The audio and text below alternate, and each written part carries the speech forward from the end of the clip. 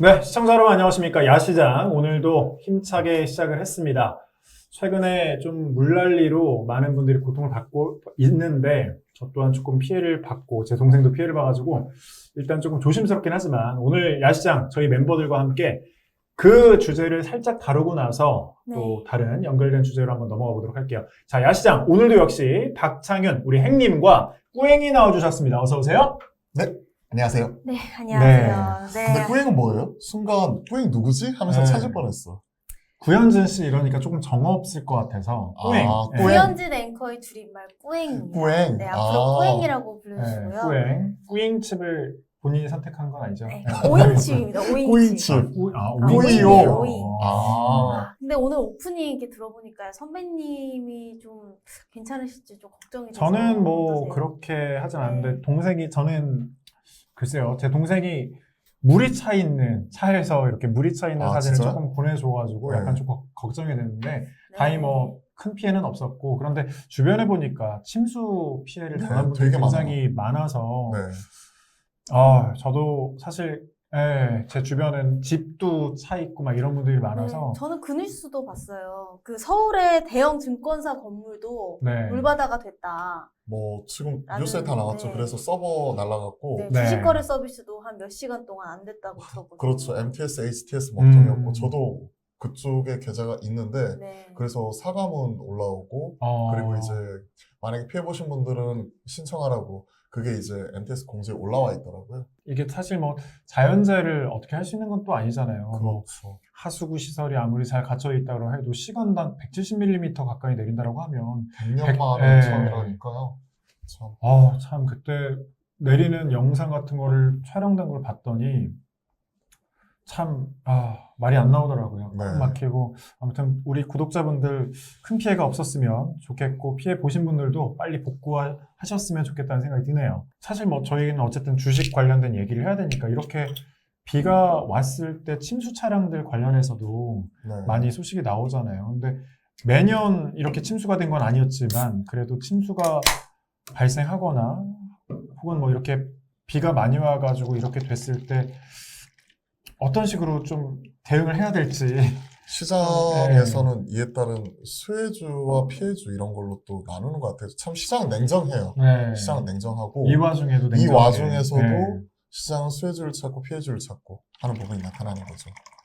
예를 들어서 일본에서 원전 터졌을 때도 그에 따른 뭐 수혜주 피해주 네. 찾기 뭐 이런 부분도 진행이 되었었죠. 그러면서 피해주로 뭐 수산물 관련 종목들이 있었고 뭐 이를 이제 안 먹으니까 이제 육개를 먹겠다 하면서 육개 관련주가 날아가는 모습이 네. 나타났었고 이런 것들은 시장 참여자들의 투자 심리에 따른 이런 출렁임에 따라서 하나 테마를 형성을 하는 것 같아요. 이번에도 수해 피해가 발생을 하고 나서 이에 따른 수혜주가 시장에서 많이 언급이 되었었죠.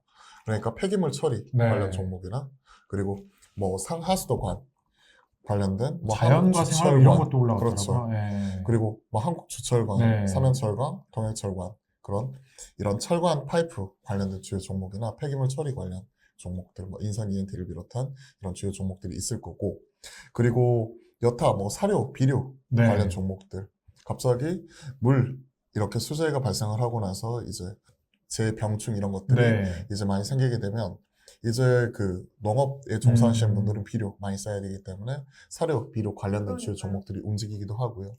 그리고 또 이제 지금 차량 침수 피해가 엄청나게 많이 발생을 그러니까요. 했잖아요. 그러다 보니까 차량 AS 할 수 있는 어. 업체들은 오히려 수혜일 수가 있다는 부분이 또 부각이 되는 거죠. 손해보험사들은 오히려 마이너스겠네요. 반면 손보사들은 사실 이게 자연재해이기 때문에 네. 100% 다 보장은 아니지만 이게 자차 보험이 들어있으신 분들은 일정 부분 보상을 받을 수 있는 부분이 또 있을 수 있기 때문에 네. 손보사들은 이에 따른 피해가 발생할 수 있다는 거죠. 그러면서 얘기가 나오고 있고 그리고 중고차 업체들 네. 이런 쪽도 당연히 피해 이런 부분이 발생할 수 있는 쪽이고 반면에 렌트카들은 최근에 차 당장 문제가 발생을 했으니까 차 써야 렌트해서 되니까. 써야 되니까 이런 부분도 수혜가 될 수 있는 거고 즉 네. 뭐 호재와 악재가 뒤섞여 있는 것 같아요. 네. 그러니까 참 이게 침수 피해 본 차들도 있고 침수 얘기를 하니까 침수차가 생각이 나잖아요. 네. 그래서 과연 전기차가 침수가 되면 어떻게 될까라는 생각이 제일 먼저 들어요. 내연기관 제일 차가 두려워. 약할까요? 아니면 그 전기차가 약할까요? 제가 어제 뉴스를 좀 찾아봤거든요. 저는 잘 모르겠지만 약하다는 게 무슨 얘기예요? 네. 문제가 발생을 했을 네. 때. 그러니까 예를 들어서 위험한 거. 네. 위험한 거. 저는 전기차가 훨씬 더 위험할 것 같아요. 네. 근데 내연기관차가 더 피해가 크다라고 하더라고요. 피해가. 네. 그래요? 전기차가 네. 생각보다 그렇게 내연기관차가 어쨌든 흡기를 하기 때문에 네. 좀 더 약간 고장이 이렇게 심각해질 수 있다. 물론 전기차도 마찬가지긴 하겠지만 전기차는 일단 또 침수가 됐을 때 주의해야 될 게 침수했었을 때. 고전압 그 주황 색깔 선은 만지면 안 되고 네. 배터리를 직접적으로 만지면 안 된다. 그런 얘기가 있더라고요. 그러니까 엔진에 물이 빨려 들어갔었을 때 문제가 더 발생을 네. 하는 건 당연히 이제 이런 그 디젤 기관이나 아니면 이런 가솔린 기관을 가지고 있는 내연기관 차인 것 같고, 근데 이제 전기차의 경우 예를 들어서 이런 거 있잖아요. 보통 스케이트보드 플랫폼이라고 해서 전기차 바닥 쪽에 네. 배터리를 쫙 깔아놓고 어. 그 위에 이제 우리가 그 프레임을 씌우는 구조이잖아요. 차체를 이렇게 네. 셔시를 씌우는 구조인데, 이쪽에서 만약에 배터리 쪽에 만약에 물이 들어갔었을 때 이거 어떻게 되느냐. 그럼 답이 없을 것 같아요. 뭐 우리가 이번에 감전사도 있었잖아요. 네. 감전사도 나왔는데 그런 것들을 생각을 하게 되면 배터리 쪽에 이제 물이 들어가가지고 문제가 발생하는 경우, 그리고 이쪽에서 배터리에 물이 들어가서 이게 먹통이 되었을 때 우리가 차 안에 갇혔을 때 내연기관차의 경우에는 그냥 수동적으로 이렇게 그렇죠. 빠져나오거나 이런 네. 부분이 좀 있었는데, 얼마 전에 배터리 화재 났었을 때 그때도 맞아요. 인명피해 났었을 때 네. 그때도 보면 갇혀 있지 않았나요? 예, 고가의 전기차였었잖아요, 그때. 네. 테슬라의 고가의 전기차였는데, 그때 빠져나오지 못하고 이게 갇혀가지고 문제가 발생한 경우도 있었잖아요. 참. 그러니까, 전기차가 전기 배터리잖아요, 전기 네. 배터리인데, 이게 만약에 물에 침수 피해가 발생을 했었을 때 나오는 문제, 이 부분이, 물론 그, 내연기관차에서 차량의 그 엔진, 파워트레인을 교체하는 비용도 어마어마하겠지만, 전기차의 배터리가 전기차에서 차체에서 차지하는 원가가 한 40% 정도 되는데, 그 부분도 무시 못할 것 같아요. 그리고 안전상 부분에 있어서도 내연기관차는 보통 이제 문제가 발생하는 부분이 물 들어가면 꺼지잖아요. 그렇죠. 물 들어가면 꺼지고 화재가 발생하면 우리가 빨리 뛰쳐나오고 이런 것들인데, 일전의 전기차의 경우에는 화재가 발생했을 때 이게 락으로 잠겨가지고 제때 네. 대응을 못했다. 그리고 배터리가 물에 잠겼다. 그래서 아유, 우리가 멋지죠. 전력이 안 들어온다. 네. 그런 상황이 발생하면 어떻게 될까? 그런 부분을 생각을 하면 저는 내연기관차도 위험하지만 전기차도 무시 못할 것 같아요. 전기차 업체에서는 그렇게 밝혔더라고요. 뭐 물이 위험이, 그러니까 침수 위험이 네. 있으면 자동으로 꺼지게 시스템적으로 만들어놨다고 하지만 빨리 전기차에서는 좀 탈출하는 게 좋다. 그쵸. 이런 얘기도 있고. 예. 만약에 잠겨갖고 안 열리면, 그렇죠. 답이 없죠. 잠겨서 안 열리면, 네. 이번 같은 경우에 특히나 물이 완전히 잠겨버렸을 때 그 수압 때문에 제대로 이제 문을 못 여는 경우가 발생을 하면,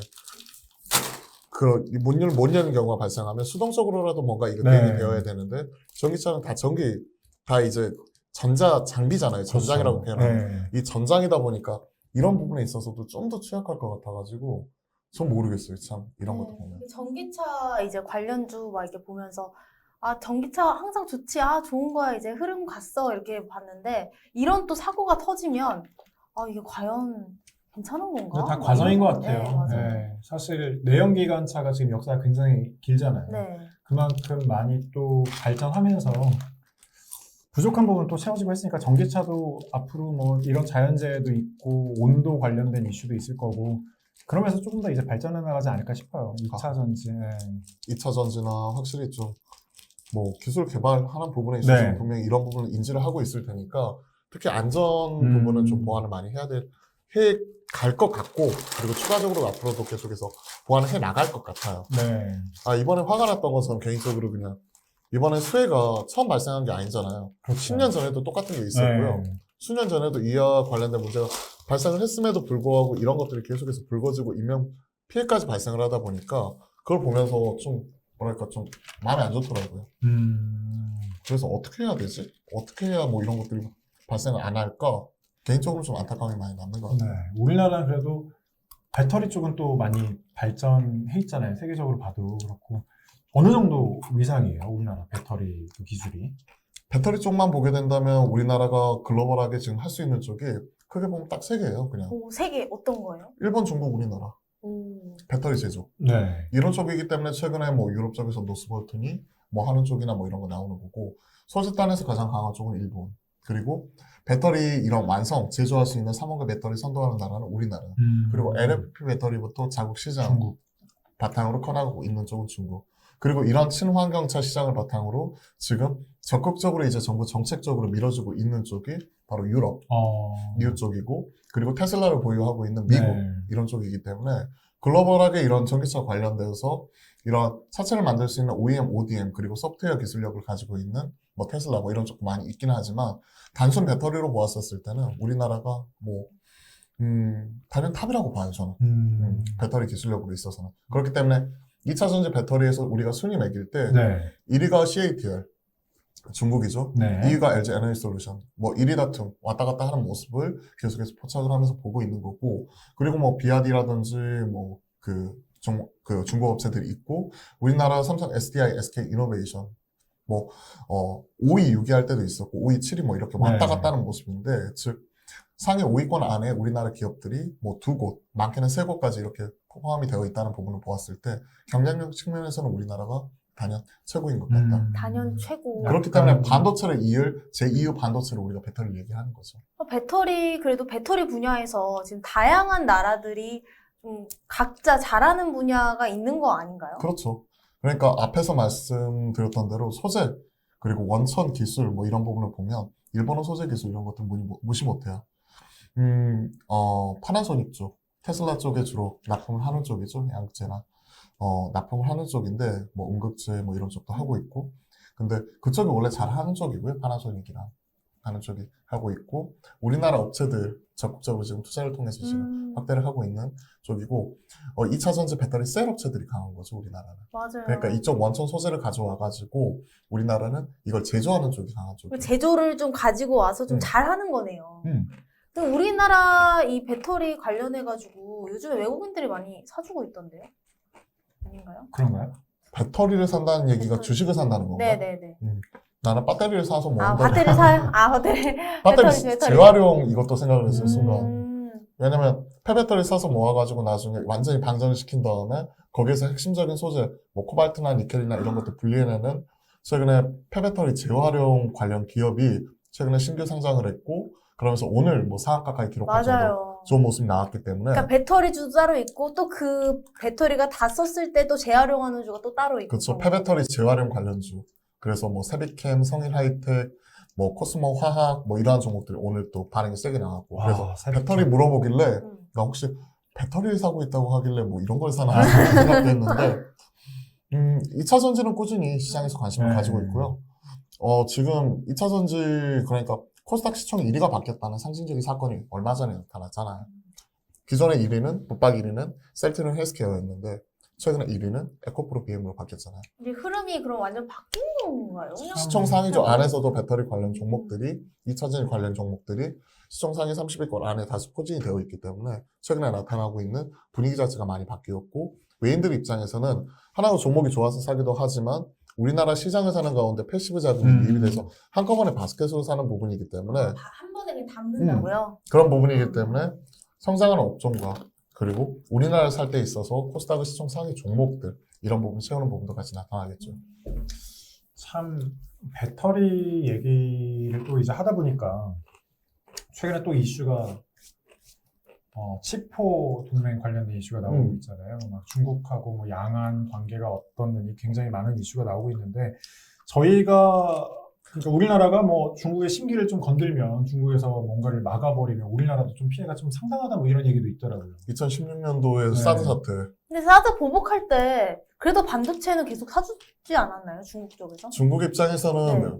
메모리 반도체가 없으면 자기 네. 가전제품 이런 부분 돌릴 그렇죠. 수가 없으니까 당연히 이런 쪽이고, 중국이 이제 칭화윤이나 뭐 그 반도체에 대한 이런 반도체 굴기를 위해서 대규모 투자를 했었지만, 이런 레거시, 그러니까 오래된 전통 반도체 칩이나 이런 쪽은 할 수 있지만 첨단 반도체, 미세 공정 필요한 쪽은 단순히 돈만 쏟아부어가지고는 되는 게 아니기 때문에 그렇죠. 실질적으로 반도체 이런 쪽은 뭐 G2 간의 갈등 속에서도 우리나라가 삼성전자, SK 하이닉스 잘 나가는 부분이 있었고, 다만 이번에 뭐 치포 동맹 이런 쪽은 사실 반도체 쪽이 국한이 되는 부분이에요. 근데 최근에 미국 움직임은 결국 이거 같아요.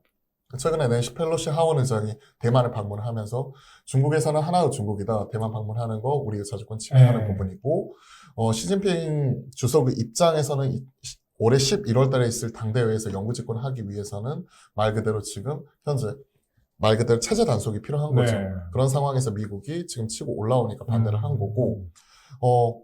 미국 입장에서는 이제 중국의 길을 꺾기 위한 지금 치포 동맹, 네. 그러니까 대만, 우리나라, 그리고 일본, 미국 이런 쪽이 중국을 견제하기 위한 반도체 동맹 이런 부분을 맺는 과정 속에서 또 이제 펠로시 하원 의장이 방문한 거고, 그러면서 그 반도체 불똥이 지금 중국에서는 이제 글로벌 1위 업체인 CATL이 미국 내에서 투자를 하겠다 네. 이 부분이 나왔었는데 그거를 이제 펠로시 하원 의장이 중국 의사 무시하고 방문하니까 그래 우리는 미국 투자 안 할 거야. 전면 보류 딱 그렇게 된 거잖아요. 딱 나오면서 그 불똥이 그쪽으로 튀어간 거죠. 근데 네. 그 불똥이 우리한테도 또 치면 안 되지 않습니까? 그래, 세계적으로 오히려 터질 것 같아요. 중국은 뭐만 있으면 네. 다 막잖아요. 근데 그래서 오히려 시장에서는 그날 이 이슈가 불거졌을 때 LG 에너지솔루션, 삼성 SDI, 네. SK 이노베이션 같은 국내 배터리 셀 3사들이 오히려 올라갔어요. 그 반사이익을 얻을 수 있다는 부분 때문에. 그래, 너희 CATL 투자 안 하면 우리가 열심히 투자할게. 지금 SK온, 그리고 지금 그 SK온과 지금 그 포드 쪽이죠. 합작사.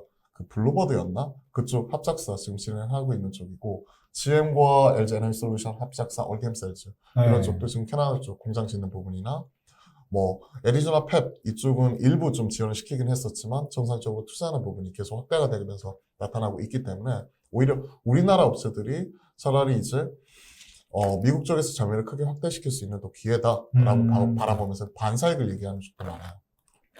참 어렵네요. 전체적인 정세도 알아야 되고 흐름도 알아야 되고. 궁금한 게 전기차 보조금 그런 게 있잖아요.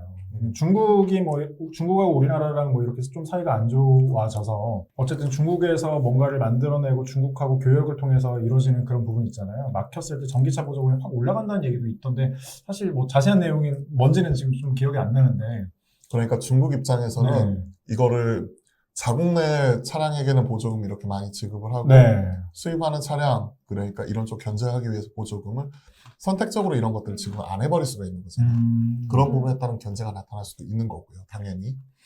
우리나라 업체들 입장에서는 사실 중국 시장에서 점유율 많이 가져오기가 쉽지가 않은 게 우리나라가 주도하고 있는 쪽이 3호계 배터리. 우리가 NCM이니 NCA니 하고 있는 이런 3호계 배터리인데 중국 내에서 현재 지금 많이 들어가고 있는 쪽은 그쵸, 리튬 인산철 배터리인 LFP 배터리. 그러니까 좀 방식의 차이가 있는 것 같아요.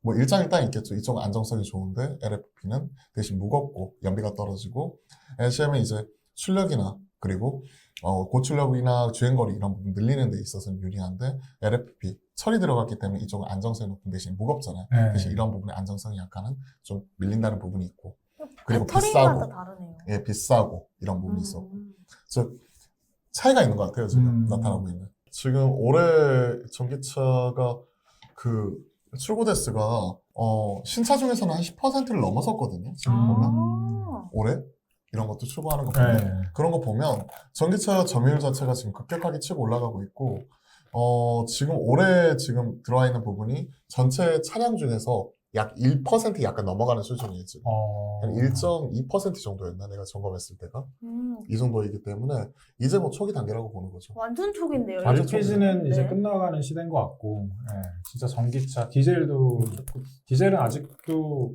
그래도 팬들이 많더라고요. 디젤은 상용차 시장에서는 가솔린차가 마력수는 센 대신에 그 토크가 떨어지잖아요. 근데 이제 큰 힘을 내야 되는 상용차나 이런 그 중장비 이런 쪽에서는 디젤을 완전히 대체할 수는 없겠죠. 그 전기가 조용하고 이렇게 출력이 이렇게 좋긴 한데 큰 힘을 계속 내기에는 좀 그런 부분도 딸리는 것 같기도 하고요. 근데 진짜 전기차 말로만 했었지 이렇게 빨리 실생활에 다가올 거라는 생각을 못 했었거든요. 거기에는 뭐 뭔가 테슬라도 굉장히 큰 역할을 한 것 같기도 하고.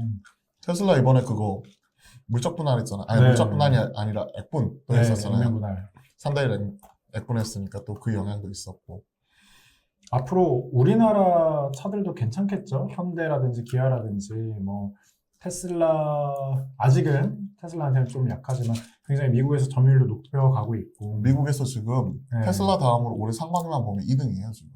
테슬라 다음으로 현대차 제네시스 치고 올라가고 그리고 아이오닉 브랜드 이런 부분도 치고 올라가고. 맞아요. 현대차의 위상이 좀 달라졌다고 하더라고요. 세계적으로도 많이 올라갔고. 근데 저도 물론 이제 테슬라 디자인 굉장히 뛰어난 거 알지만 저 개인적으로 디자인으로만 보면 저는 현대차가 나도 현대차. 더 아이온이 딱 지나가면 너무 괜찮고 되게 이뻐요.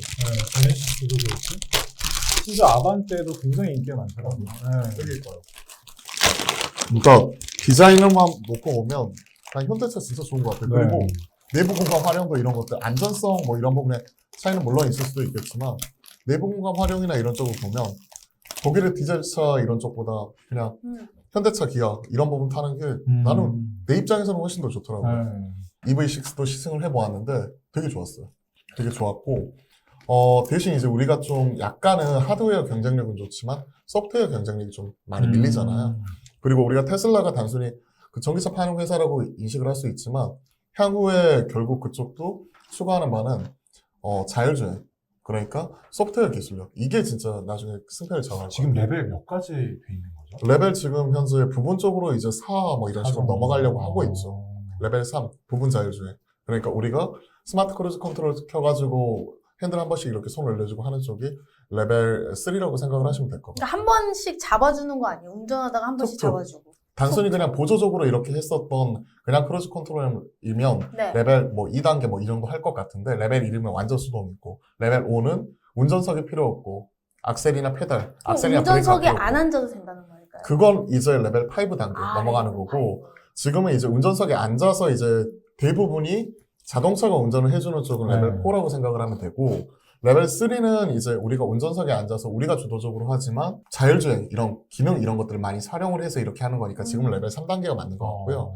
나중에 로보택시 이런 것들 나와가지고 완전 자율주행 쪽으로 넘어가게 되면 레벨 5 이런 쪽으로 넘어갈 수 있겠죠. 그때는 그때 운전석이 되면 없어지는 거니까. 사실 거예요? 그때 되면 살 수밖에 없지 않을까요? 그때 되면 당연히. 그거밖에 안 나오게 되면 선택이 오히려 그때가 되면 오히려 가솔린이나 우리가 직접 운전하는 데 있어서 이런 부분 자체가 많이 약해질 것 같아요. 그러니까 나중 가면 주도권이 그쪽으로 넘어갈 것 같아요. 이제 자율주행 쪽으로. 주차라도 해주면 진짜 땡큐죠. 나는 오히려 그 장거리 운전하는데 그런 거 해주는 게 서울부터 부산까지 뭐 이럴 때. 그때 이제 예를 들어서 이런 거예요. 그동안에 우리가 한 4-5시간씩 계속 운전에만 집중을 하고 있었던 부분을 그냥 스마트 크루즈 컨트롤 나와서 한 번씩만 툭툭 해주니까 우리가 좋다라고 느끼지만 계속 전방 주시 의무와 그 다음에 우리가 계속 변속해줘야 되는 그런 것들이 있잖아요. 한 번씩. 그렇죠. 신경 써줘야 되니까. 근데 그런 것들이 없어지면 그냥 5시간 동안 내가 좋아하는 넷플릭스 보고 유튜브 보면서 누워서 갈 수 있다면 그런 게 있으면 진짜 좋을 것 같아요. 그렇긴 한데 좀 아직 못 믿었죠. 이게 근데- 확실하게 이렇게 딱 운전대를 놓아줄 그런 자신은 없는 거. 근데 이제 확실한 차이점 그거 같아요. 아까 우리가 현대차하고 테슬라 얘기하다가 말았는데 테슬라가 노아라는 이런 자율주행 소프트웨어 이쪽에 대한 경쟁력을 가지고 있기 때문에 혹자는 그 테슬라는 그냥 소프트웨어 기업이다. 그리고 이쪽은 소프트웨어 기업으로서 추구하는 바는 나중에 완전 자율주행이다. 그리고 소프트웨어 쪽을 계속해서 업그레이드 하면서 그에 따른 이제 그 고덕 경제 모델 이런 쪽으로 이제 넘어갈 수도 있는 부분이고 그에 따른 경쟁력과 헤게모니를 쥐고 있는 쪽이 테슬라고 지금 우리가 현대차 디자인 이뻐요 하는 것들은 결국 하드웨어 땅 자동차 잘 만드는 경쟁력인 거잖아요. 그런 부분이기 때문에 실질적으로 우리나라도 결국 추구하고 나가야 될 방향은 결국 이제 소프트웨어 쪽 경쟁력. 침수 피해 입으신 분들 잘 좀 어떻게 좀 복구 잘 하시길 바라겠고요. 우리 조금이나마 좀 용기를 주는 느낌으로 우리 꾸행이 한번 해보도록 할까요? 네, 오늘 뭐 저는 저 자체도 좀 다운이 됐었고 요즘 맞아요. 오늘 저도 술 많이 안 먹었어요. 날씨도 우리 형님도 이렇다 참, 보니까 그랬는데 모쪼록 침수 피해가 없기를 또 바라면서 저희 야시장은 또 다음 주엔 좀 더 활기찬 모습으로 돌아올 수 있도록 비가 좀 덜 왔으면 좋겠는 그런 바람이 있습니다. 네, 어떤 주제를 하실지는 여러분들이 또 이제 올려주시면 저희가 밑에서 참고를 하고 그런 해당된 스토리로 한번 풀어보도록 하겠습니다. 근데 여러분 그거 아세요? 저희 커플룩이라는 거? 응? 저희 색깔이 좀 잘 맞지 않나요? 아, 푸른색, 예. 여기 푸른색. 네. 죄송합니다. 마무리 지어주시죠. 네, 오늘 저희 야시장 조금은 텐션이 좀 다운된 느낌이 없지 않아 있지만 다음 주에는 더 활기찬 모습으로 꾸행의 그런 찐텐이 나올 때까지 여러분 많이 기대해 주시면 좋겠습니다. 그럼 저희 여기서 야시장 마치겠습니다. 다음 주에도 기대해 주시죠. 네, 여러분 고맙습니다.